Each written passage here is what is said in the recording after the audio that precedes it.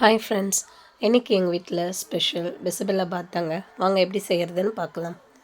இதுக்கு 1 டம்ளர் பச்சரிசிக்கு அரை டம்ளர் துவரம்பருப்பை எடுத்து ரெண்டுத்தையும் ஒன்றா சேர்த்து நல்லா கழுவிட்டு ஒரு அரை மணி நேரம் ஊற வச்சுக்கோங்க.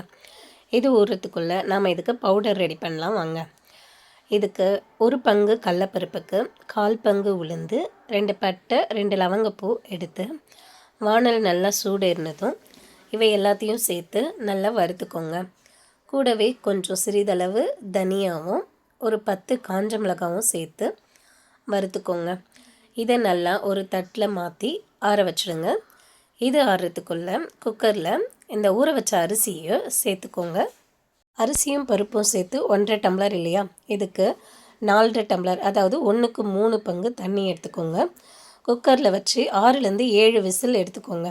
இப்போ வெஜிடபிள்ஸ் பார்க்கலாம். பச்சை பட்டாணி, குடமிளகாய், நூக்கல், கேரட், பீன்ஸ், வெங்காயம் உங்களுக்கு தேவையான அளவு எடுத்து கட் பண்ணிக்கோங்க. இதை ஒரு குக்கரில் சேர்த்து இது கூட தண்ணி ஆட் பண்ணி 1 ஸ்பூன் வீட்டு சாம்பார் மிளகாய் தூள் இருக்குது இல்லைங்களா, அதையும் சிறிதளவு காய்களுக்கு மட்டும் உப்பு சேர்த்து இதில் குக்கரை மூடி இதில் ஒரு 3 விசில் விட்டு இறக்கி வச்சுக்கலாம். இது விசில் வரத்துக்குள்ளே இதுக்கு தேவையான அளவு சிறிதளவு நெல்லிக்காய் அளவு புளி சேர்த்து தண்ணியில் சேர்த்து ஊற வச்சுடுங்க. இப்போ பவுடர் ரெடி பண்ணிக்கலாம். நம்ம வறுத்து வச்சதை எல்லாத்தையும் பொடி பண்ணி எடுத்துகிட்டு வந்துடலாம். இந்த ஸ்டேஜில் நல்லா பொடி பண்ணி வச்சுக்கோங்க. இப்போ சாதமும் நல்லா வெந்துட்டுருக்கு, விசில் வந்துட்டுருக்கு.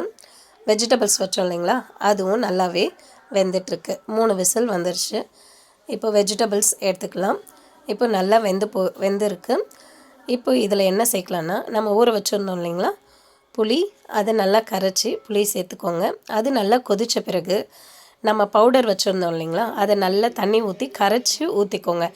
ஏன்னா அப்படியே நம்ம பவுடரை ஆட் பண்ணோன்னா கட்டி கட்டியாக ஆகிடும். சூடாக இருக்கும் போது நம்ம பவுடரை மிக்ஸ் பண்ண முடியாது. அதனால் பவுடரை நல்லா தண்ணி ஊற்றி கரைச்சி அந்த வெஜிடபிள்ஸ் கூட மிக்ஸ் பண்ணிக்கோங்க. கூடவே அதில் உப்பும் ஆட் பண்ணிக்கோங்க.